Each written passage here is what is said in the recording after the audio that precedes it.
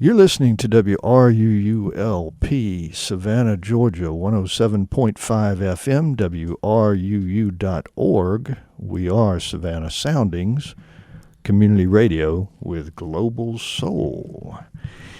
And good morning again. This is Wayne Waters. If you're just tuning in, I was doing my Savannah Rising show, and we're now moving into Savannah Lexicon.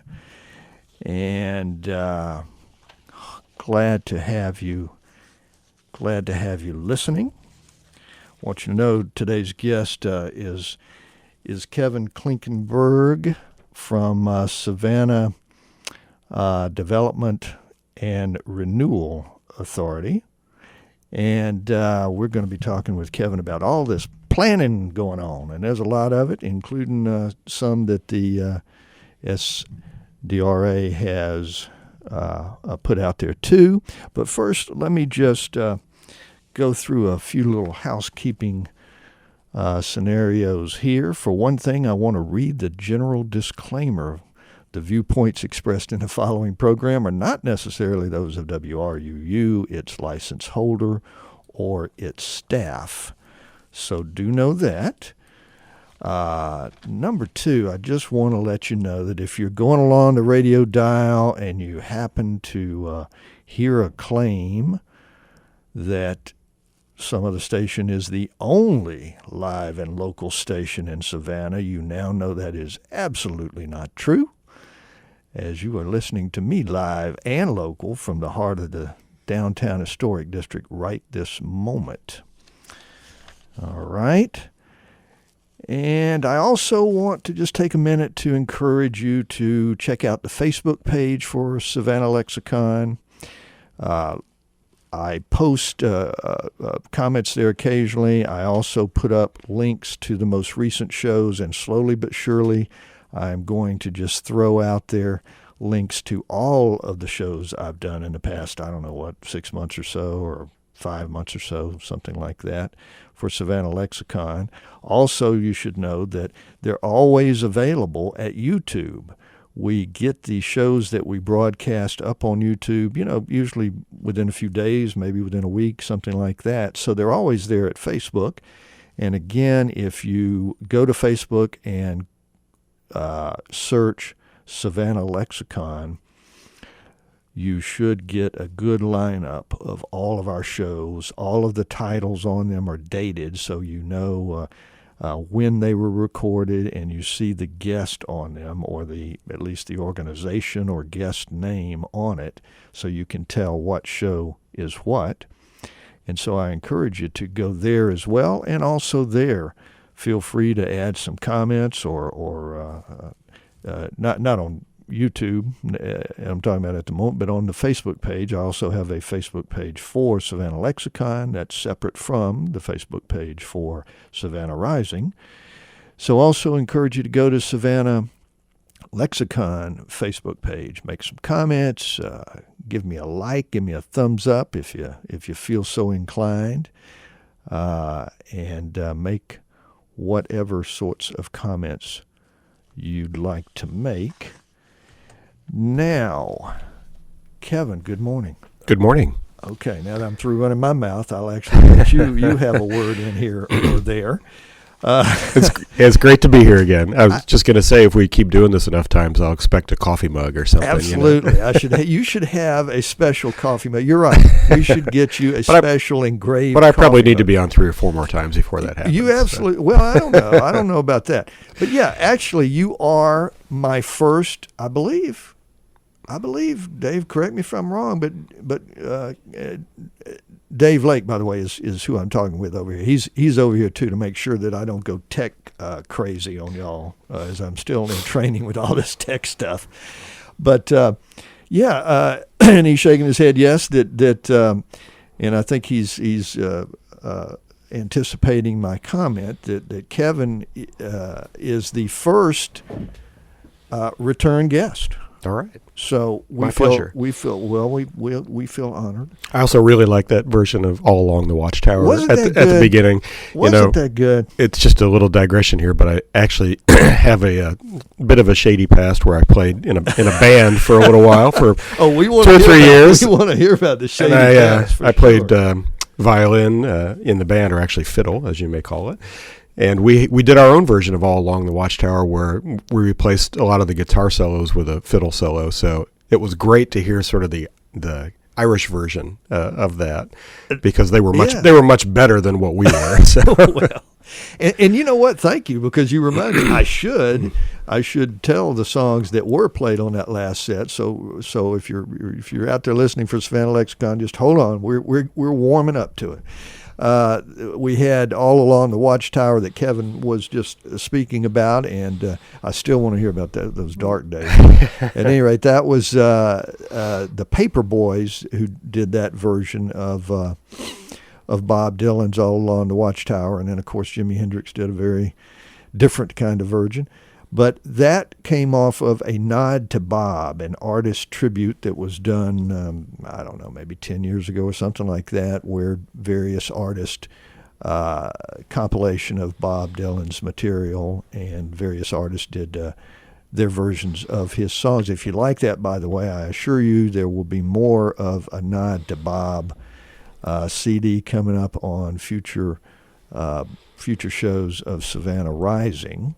Before that, one of my favorite songs, Joe South, who died recently, Georgia Boy, Don't I Make You Wanna Go Home Now?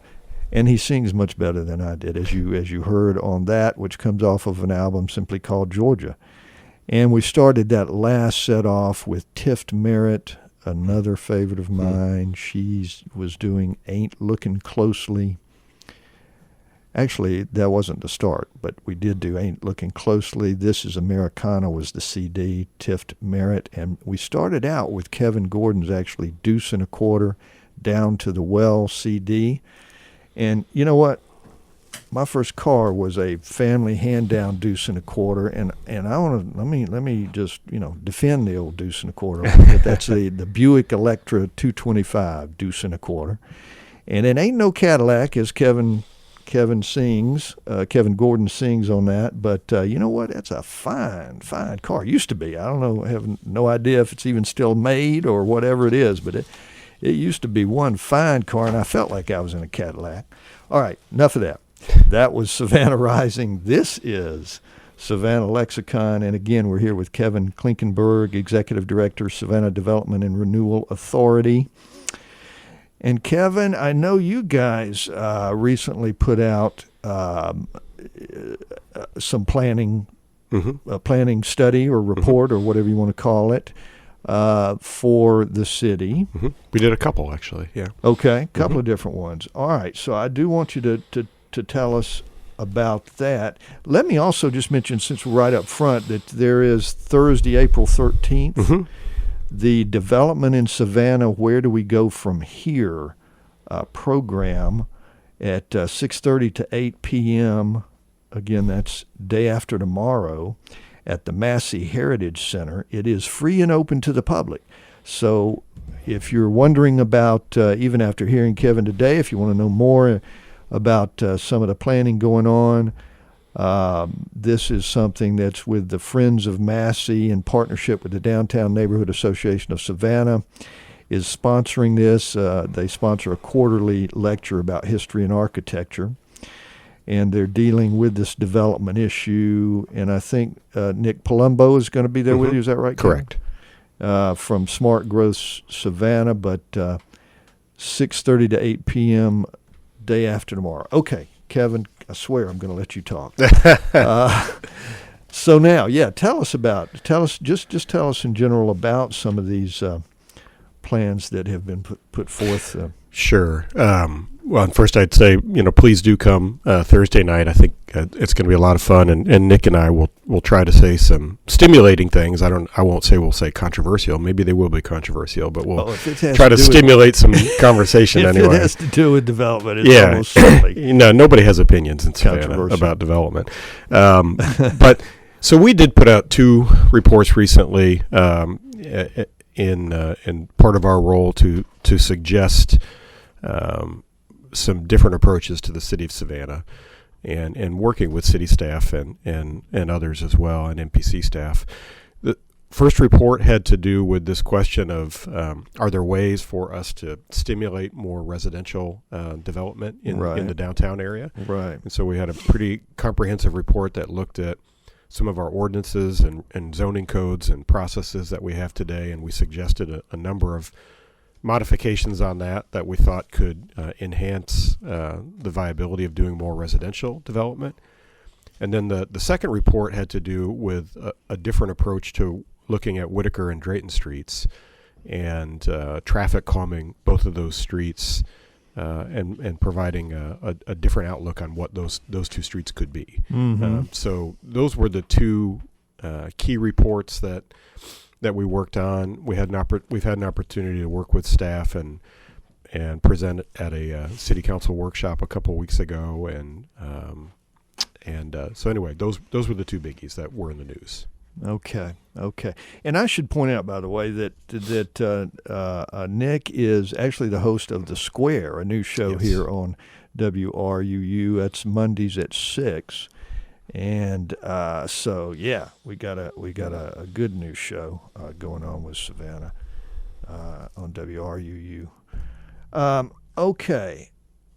All right. So the whole thing with Drayton and Whitaker, because boy, the traffic flies in there to the downtown region. I mean, it's like they think it's a racetrack sometimes. Now, didn't you put forward part of that was about the bike lanes, right, and all of that? Now that was shot down, wasn't it? That was shot down, which is kind of surprising. But. Well, I mean, it's not terribly surprising for a lot of folks. The idea of taking a lane away from both those streets is, probably seems like a pretty radical departure. And that is what you'd have to do, is take away a whole lane, basically. Yeah, in order to really do the kind of design we had looked at, which was putting in place what's called a protected bike lane. That's if you look at the bike lane we put in on Price Street, that's a fairly standard kind of approach to putting in a bike lane that cities did for a number of years. But the new standard that cities are going towards would actually put the bike lane on the other side of the parking, and that creates what's called a protected bike lane. And the reason that more cities are doing this is because it's a much safer design approach for everybody. It more effectively slows the traffic and provides a very safe route for anybody on a bicycle. And that was the approach we suggested as one result. And it really we kind of went that route because it came out of a previous discussion that the mayor and aldermen had at a workshop, where it was the topic came up, especially about Drayton Street, and the common occurrence that a lot of us see, where somebody is walking across the street and one car stops in one lane, but the next lane over they don't see it and they blaze through. Right. And so be careful. Exactly. And so there was a suggestion made a couple of months ago at a workshop to say, why don't we take a lane away and give it to bikes? And so we decided to go ahead and jump on that and try to show what that would look like. Yeah. Well, it's tricky. I mean, that is, they are such popular streets coming in and out of town, of course, and so that didn't fly. But who knows what the future may bring? But in the meantime, pedestrians out there crossing either one of those streets. Be careful. Tell me. I mean, I do it every day. I'm walking around downtown every day. And boy, you really, it can be tricky. Those cars can be coming faster than they appear to be. So be careful crossing the street there. Now, this whole idea about residential downtown. Now, from my perspective, because I've lived around in a number of different cities, and just sort of my knee-jerk sense, and I've thought more about it and whatnot, but my knee-jerk sense of that is that there is a lot of residential density, it seems like, in Savannah compared to many cities to me. I think that's fair. Yeah, I think that's true. One of the things that we're lucky to have in Savannah compared to a lot of other downtowns is we have a robust residential population. Yeah. But we're still thinking that we need apparently more. Yeah, I think, a lot of this comes down to just sort of the question of balance, in development downtown. Yeah.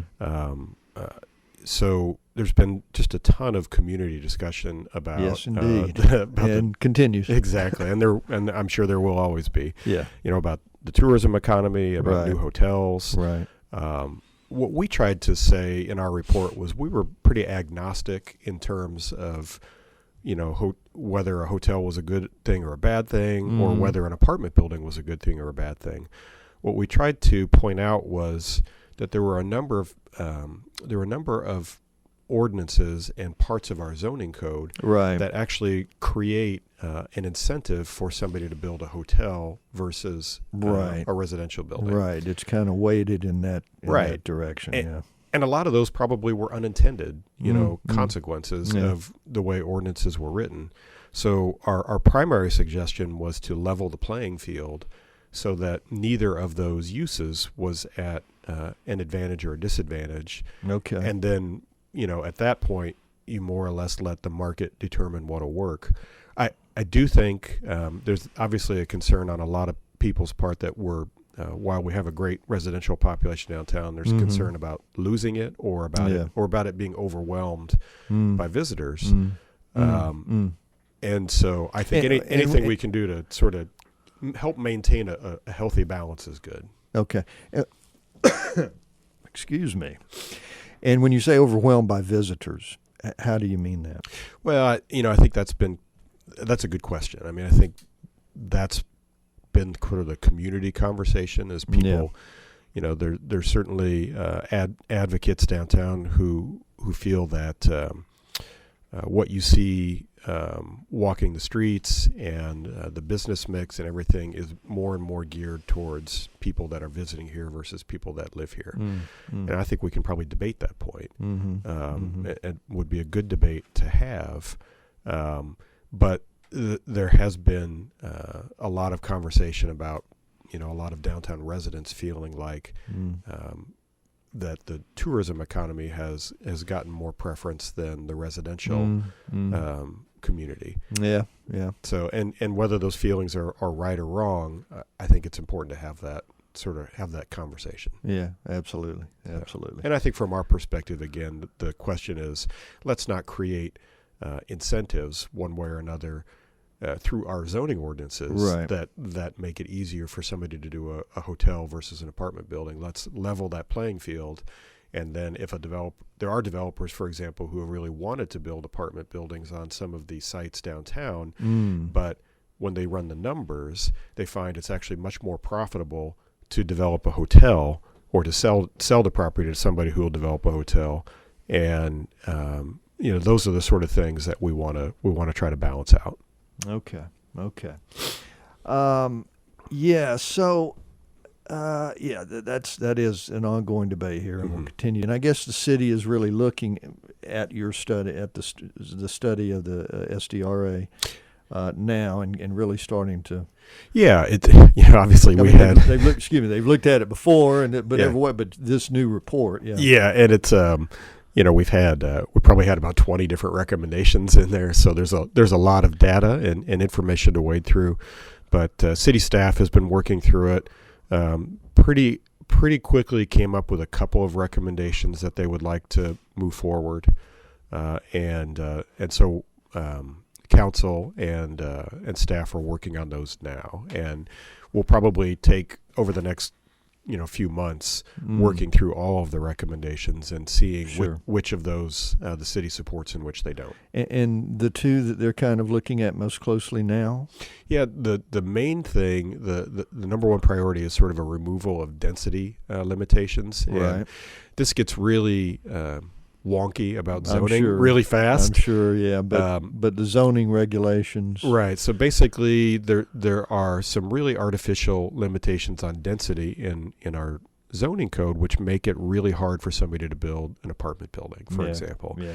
And I think the simplest way I would put this is if you were to walk around downtown Savannah and look at, the streets and the buildings, a lot of places that we really love, you would be surprised how many of those buildings would not actually meet the requirements of our current zoning code. And so we identified, a few areas where that is true, and one of them is in the density calculations. So there are remarkably small buildings, 2 and 3 units that sit on a parcel that exceed the density limitations that we have today. Wow. So we wanted to correct all that. In an urban neighborhood, the density, the number of units in a building really is immaterial. And what we tend to regulate and want to regulate more is the design of the building, the height of the building, right, and those things, and use that to maintain the character. Okay.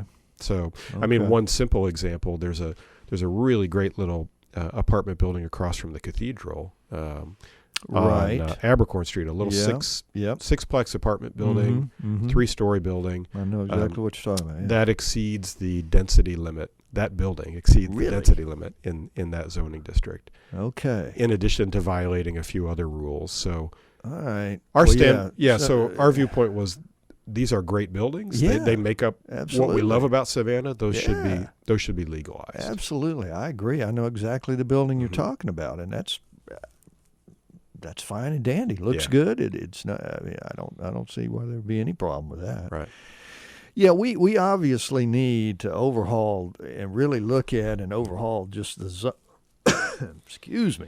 the zoning, just a lot of the zoning downtown, and maybe throughout the entire city. I don't know, but there do seem to be some issues and some things that we need to look at. And this brings to mind also the situation we had out at, I guess, the new music venue out on South of Bay. Well, that's a little different scenario, but it nevertheless, you're talking about zoning issues, and that was perfectly zoned commercial for the use that it was being put to, it has been put to now. Right, and but you're right. I mean, and we're I think staff and others are finally working on getting a new zoning ordinance through the meat grinder process of getting it to city council so we can get it approved. And it's really tough. These issues are really hard. I used to even teach a little bit at the university level. Yeah. And the minute we start talking about zoning is about when half the students fell asleep.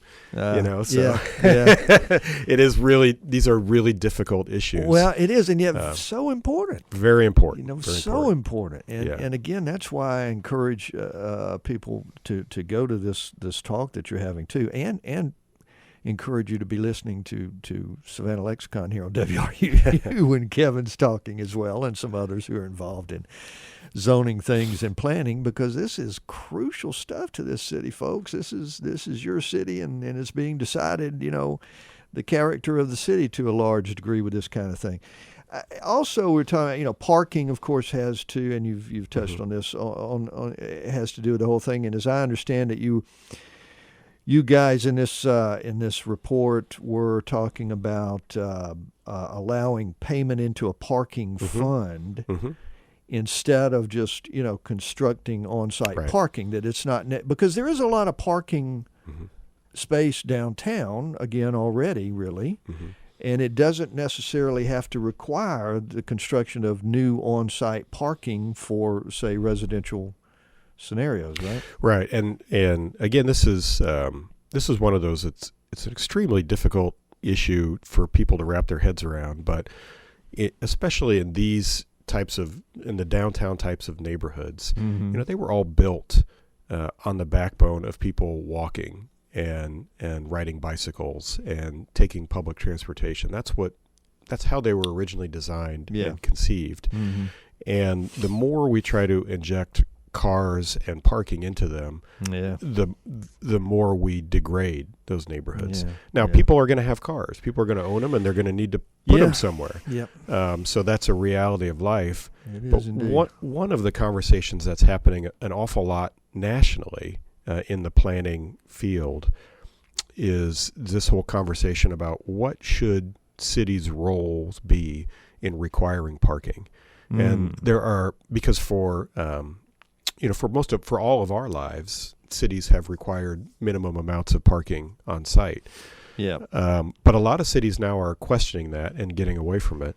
And in fact, the city of Buffalo, New York just passed a zoning ordinance that eliminated minimum parking requirements citywide. Is that right? City of Miami did it a couple years ago for buildings under, I think, 5,000 square feet. Yeah.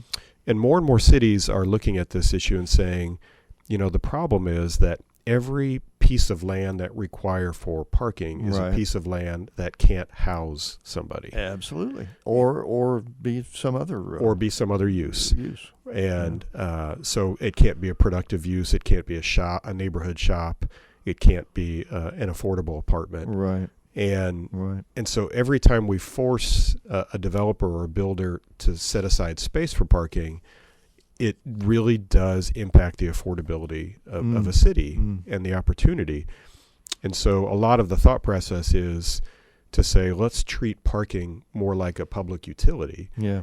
The city of Savannah does a wonderful job right now with its public parking garages, of which we have, I think, 5 downtown that are, very well managed. Yeah. And the thought process being that people could pay, instead of having to build that parking, they could pay into a fund so that it allows for not just the creation of more public garages, but also potentially other mobility solutions like more bicycle sharing, more public transportation, or shuttles that would move people around the downtown area. Yeah. So it allows people other ways to get around that they may not need their car as much. Yeah. I like that idea. And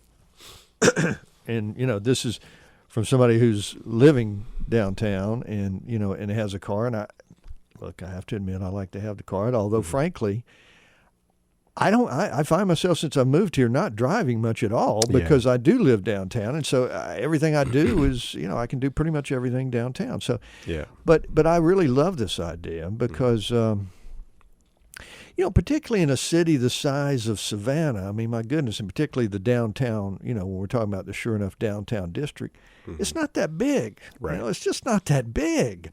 Just park your car in a garage and walk to work, walk home, whatever it is. We don't need. I do hope that people can get out of the idea, particularly living downtown here and in many other places as well, that you don't have to have your car sitting right out front. If it's in a little garage that's a few blocks away, big deal. Yeah, I mean, we're all creatures of habit, and I understand people's desire, but I've had other friends describe this well, that if you were to park your car at the Oglethorpe Mall or at a Walmart and measure the distance from the car to the front door, and then compare that same distance to parking downtown, you'd probably find that the distances are very similar or maybe even shorter downtown. Good point. The difference is, I think people get in the habit of they can see the entry and see where they're going, and they want to go there. But you're right. I think, one of the beauties of this city is that you can live a life where you just don't need to use your car very much. Yeah, it's so good. I'm telling you. Yeah. And now guys, it's so good. Yeah, and now with services like Uber and Lyft around, it's Lyft even easier. Is Lyft in town here? It is, yes. Oh, okay. Yeah. I didn't even know that. I mean, even in my own personal situation, my wife and I live in the Thomas Square neighborhood, which is obviously south of Forsyth Park, and we sold a car. So we have just one car between the two of us. Well, good for you. And it's simply because, now that Uber and Lyft are so easily available and bicycling and walking is so easy, we weren't using the cars. Yeah. So we felt no need to keep them around. Well, let's hope more people do that. And because, again, it's just so nice. First off, it is so nice not to have to drive. I'll tell you, because I haven't lived in right in the downtown of a city for a number of years in other cities where I've lived. It's so nice to be here and not have to depend on the car like that. And again, in a town the size of Savannah, it's just not really necessary. Okay, Kevin, we're going to need to take a little break. Listeners, we're going to take a little break. We'll not be going long. Do hang on with us. We're going to start with a little musical interlude, and we'll catch our breath and get back to you. This is Wayne Waters with Savannah Lexicon, here with Kevin Klinkenberg of the Savannah Development and Renewal Authority, and we'll be back talking about more important stuff about this city. Stay with us.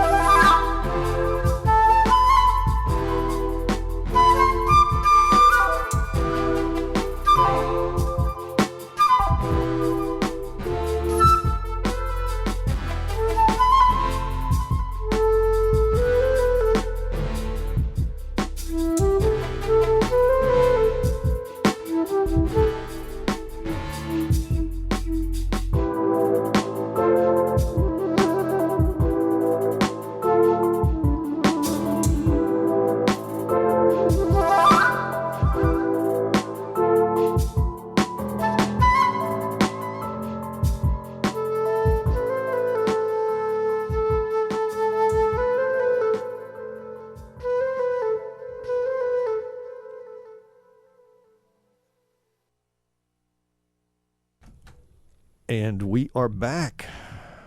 All right. Speaking with Kevin Klinkenberg here on Savannah Lexicon. Let me also throw out there one more pitch to the Facebook page, because there is a Savannah Lexicon Facebook page where I am putting the links to the shows that we're recording, and also hope to get some comments again. Just tell me what you like, what you don't like, whatever it is. Love to hear from some of you out there who are listening. So check out the Savannah Lexicon Facebook page. Okay, Kevin, so we've been talking about various issues here on the development of this city and planning and zoning and all of that stuff. And one of the issues that you brought up in the report and here on the show earlier was the idea about permitting taller residential buildings, and you make the point that there are some buildings on Liberty. Right. And so where for instance, is that kind of, that you're talking about, so that is already taller? Right.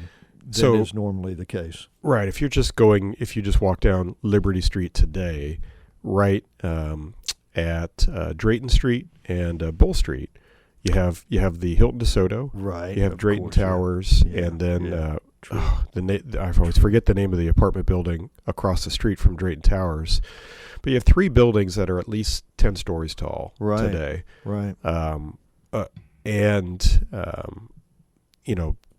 Architecturally, we can debate which ones people like and don't like, but they exist today, and they work really well on Liberty Street.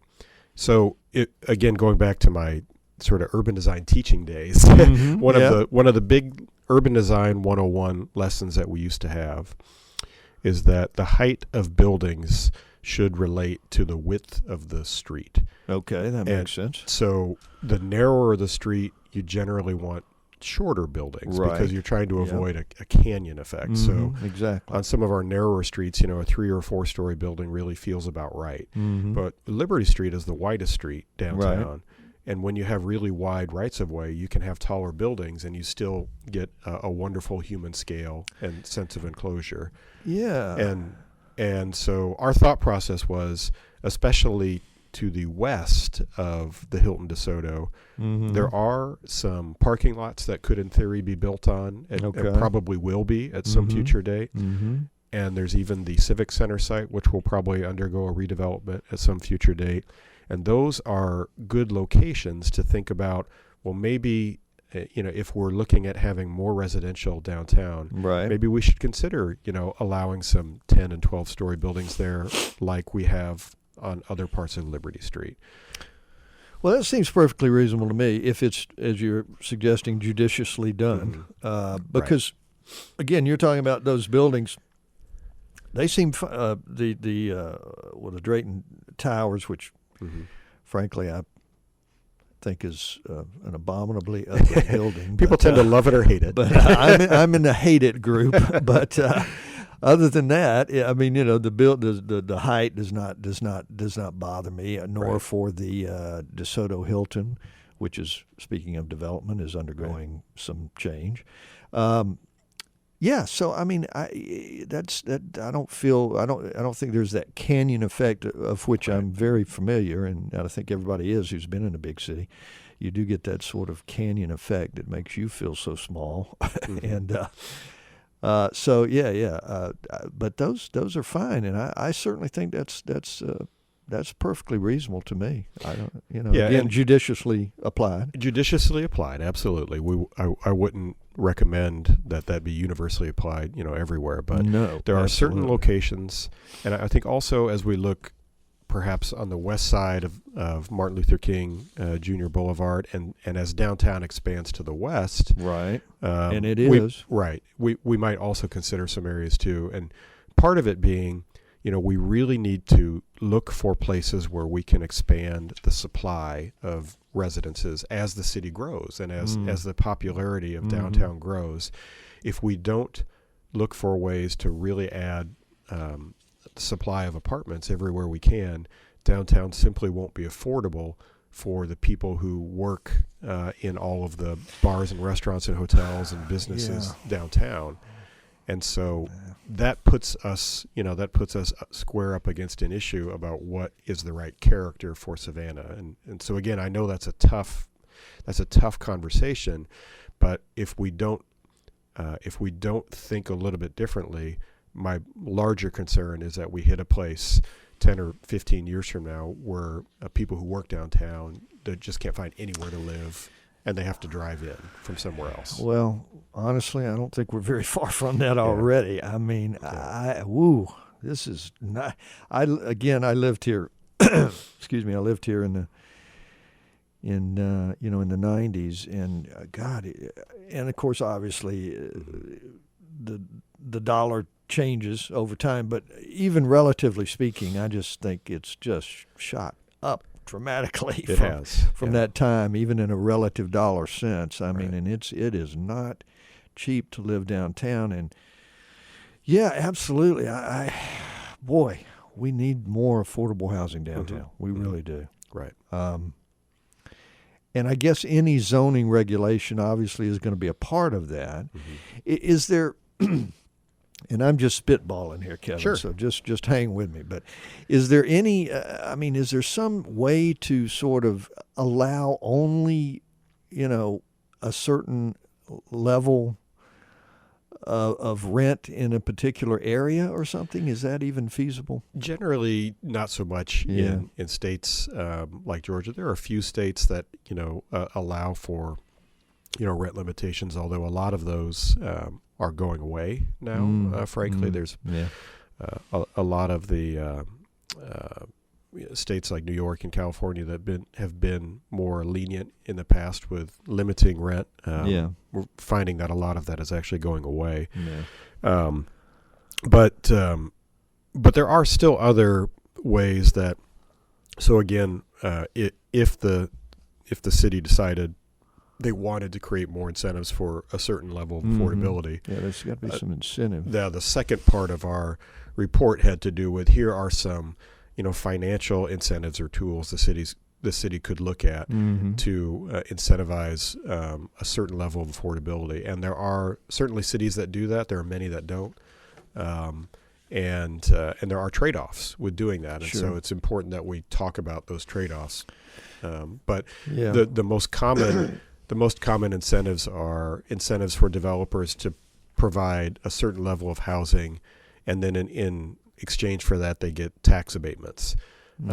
And so none of those are without controversy or implications for city revenue. Yeah, you do get into all sorts of issues with anything like that for sure. But boy, I'll tell you, I'd hate.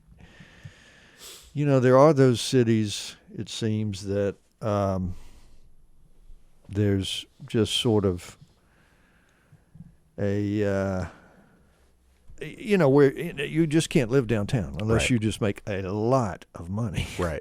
And I don't, it's kind of a shame for, it seems to me, to be that case anywhere. I mean, obviously you don't want abject poverty anywhere for that matter in a city, hopefully. But I don't know. Anyway, that's another very controversial issue, but hopefully people are keeping that in mind as we're planning and trying to figure out how to do things. Yes, we want some more residential perhaps, but let's have some affordable residential. Right. That would be nice because everything's going crazy. I mean, I think the encouraging thing is cities, we're watching this issue around the country. There are cities that are obviously in a much worse state than Savannah that are much less affordable and are struggling. Oh, sure. So we can learn from them and what they're doing. And one of the encouraging things we're seeing that in the cities that have the worst problems, that have decided to be a little bit more permissive with residential development in the last 2 or 3 years, that it has in fact leveled out or even forced rental prices down, because housing is it's kind of hard for us all to think about this because you live in an apartment, you live in a house, but housing is a commodity. And it is subject to supply and demand, like anything else. No, it's a whole free enterprise system. So right, and so if we can help create, enough supply, it will take the edge off the increases in prices to keep up with the demand. So yeah, okay, right. That's what we're seeing. That's part of the thought process behind some of those recommendations. I'll keep my fingers crossed. Okay. Okay, what else? What else is going on? There was a call at one point, of course, for a moratorium on hotel development, and they decided that might present legal issues, so they did not do that. But as I understand it, there is sort of a sense with city council and city now that we want to at least. I think there's actually an agenda item this Thursday at city council. Again on hotels, and to look at maybe a 90-day moratorium. Oh, really? Yeah. So I think that's coming back again. Okay. So, we've generally kind of stayed, out of all of that picture from our standpoint, but I think what the city council has really been looking at is, can we take a pause and look at our total scope of planning and development regulations and figure out if any changes need to be made. Yeah. Well, good.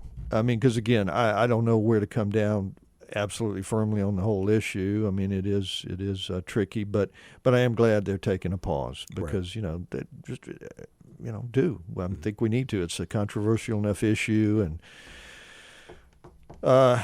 and a troublesome issue, if you will, that I think it's a good idea now as so much planning is going on and so many things are being set for the future moving forward to really, really think about that issue. Right. And I think, one thing we always try to emphasize, we did this a little bit in our report on the residential side, is that, we tend to think of downtown as one big thing.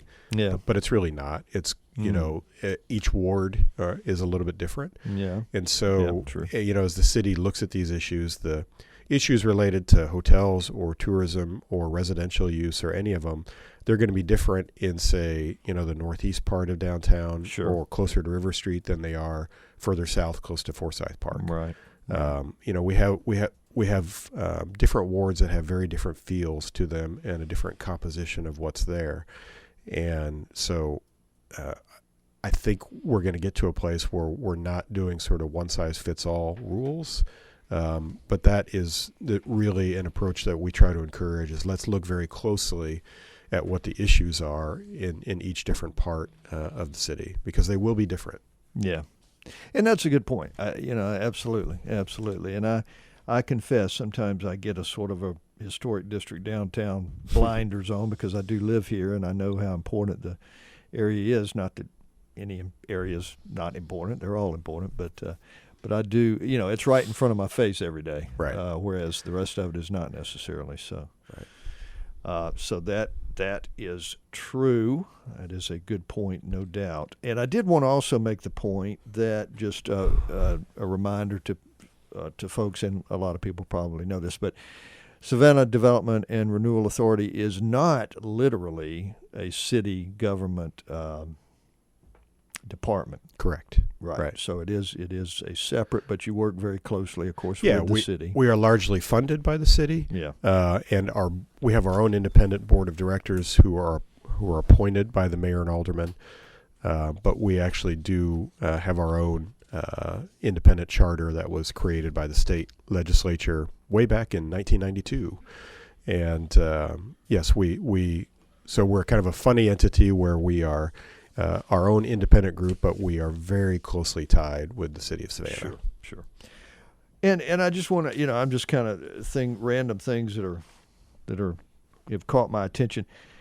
There is bike riding in Forsyth Park now. There is. Okay, because I know there was a plan not too long ago, and they were going to prohibit bike riding. Right. And so I don't know why. I guess they thought it was like a safety issue or something, but. Well, I think, one of the things that has changed, of the many things that have changed in downtown over the years, is that the park has become much more heavily used by everybody, which is wonderful, right? I mean, it's an incredible park. Yes, it is. It really is Savannah's Central Park.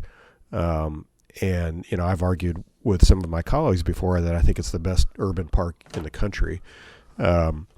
But it does present a challenge because, there have been there's so much more activity, so many more people walking through the park, that when you do have people on bicycles that come through, there's been some concerns about, about conflicts and maybe somebody getting hit or et cetera, et cetera. Right.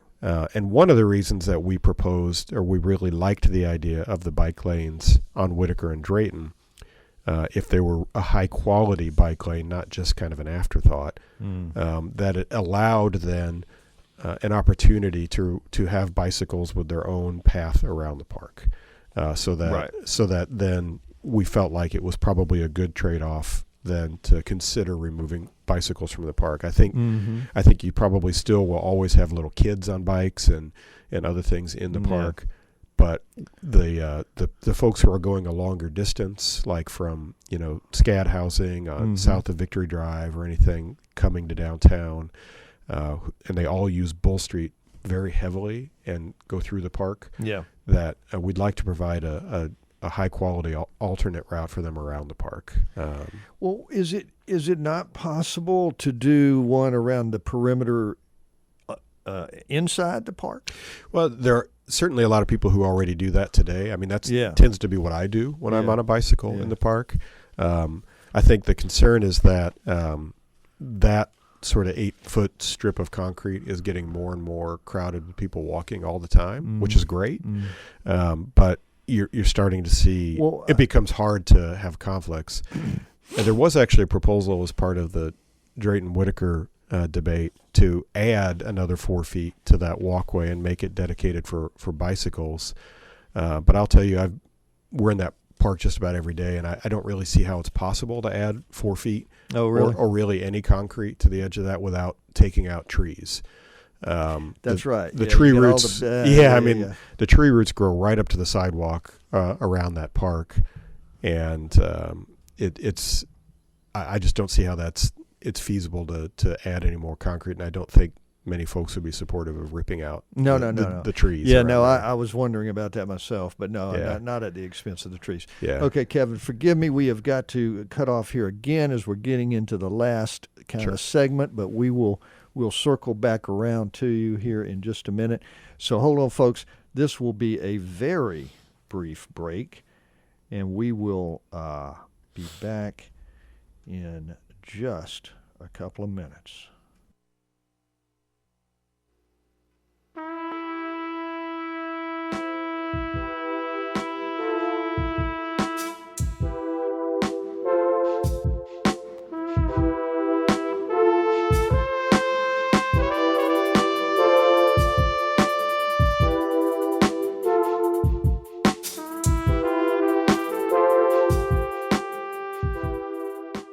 This portion of WRUU-LP Savannah Soundings programming is made possible by a grant from Sentient Bean, offering fair trade coffee, vegan and vegetarian food, and breakfast all day. Located at 13 East Park Avenue, across the street from the tennis courts at Forsyth Park. Our menu and special events listings can be found at sentientbean.com. All right. We are back, and I just wanted to take this little bit of time to do as I normally do, which is to tell you guys, you listeners out there, of some of the goings on here in Savannah. There's almost always such incredible time going on, so that you are aware of it. As Kevin already mentioned, the Savannah City Council meeting, is 2 p.m. This Thursday, day after tomorrow. And it happens every day, every other Thursday at 2 p.m., Council Chambers, second floor, City Hall. And, go in sometime. Maybe I'll encourage you to go in sometime and see what's going on and hear the discussions going on about important city issues. Also, Thursday through Saturday, there is free HIV testing. Unpleasant thought, but it's a very good program. It's 4 to 7 p.m. at Walgreens, 2109 East Victory Drive, sponsored by Success for Children and Families Incorporated, Savannah State University, and Substance Abuse and Mental Health Services Administration. Coming up, April 14th and 15th, Botanical Garden Spring Plant Sale. And actually, my guest, I'm going to have them on before long. Actually, next week's guest, I'll go ahead and tell you, or next show's guest, which is Thursday, is the Savannah Earth Day Festival kind of program. I'm going to have Joanne Morton, Director of Operations at Well Fed Massive Events, who puts on, if you will, the Savannah Earth Day Festival, which is the festival is the 15th rather than on the 22nd, which is actually Earth Day, and maybe I'll ask her why that is. But at any rate, it's all good, and the festival's going to be incredible. What else is going on? Let's see. There is there are a number of opportunities to be helpful in the community. I'll let you know about some of those. There are so many. Drivers needed to take veterans to medical care for the Charleston VA hospital. So if you have some time and are of a mind to drive them to Charleston, in this particular case, to Charleston, and back for their medical care, that is something you can get yourself involved in. The Humane Society for Greater Savannah is looking for volunteers, and this is all the time. This is an ongoing process for all of these. Volunteers to work with the shelter in their pick of the litter thrift store and various other activities. American Red Cross needs volunteer transportation to help deliver blood products to hospitals for patients in need.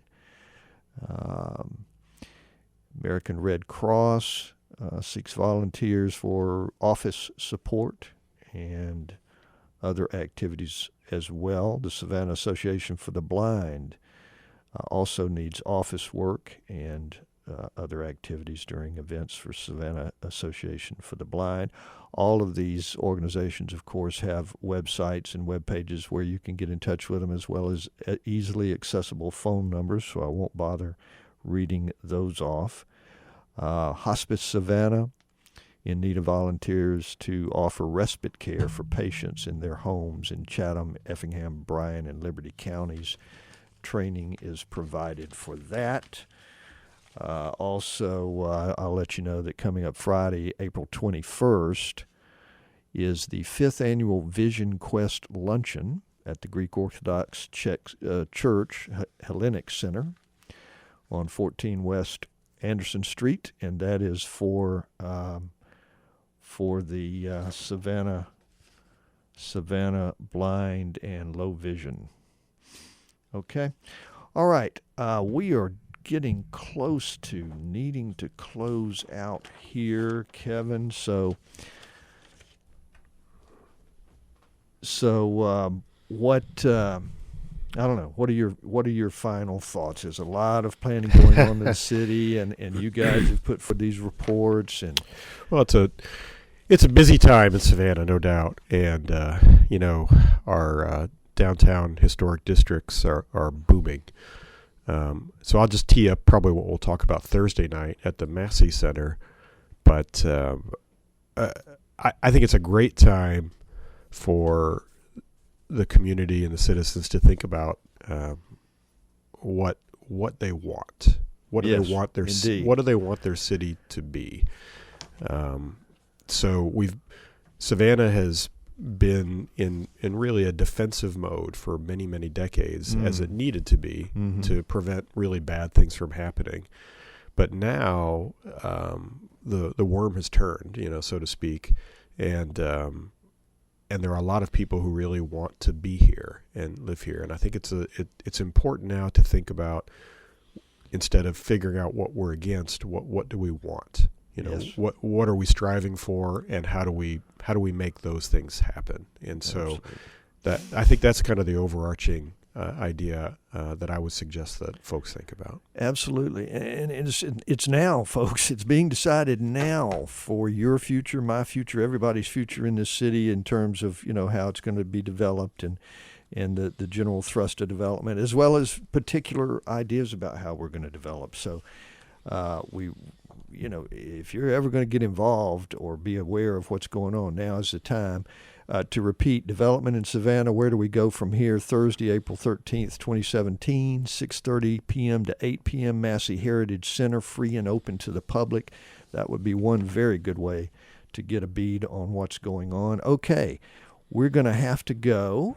This is WRUULP, Savannah, Georgia, 107.5 FM, WRUU.org. We are Savannah Soundings, community radio with global soul. This is Wayne, and we are closing out from Savannah Rising. Y'all have a good day, and check back with us.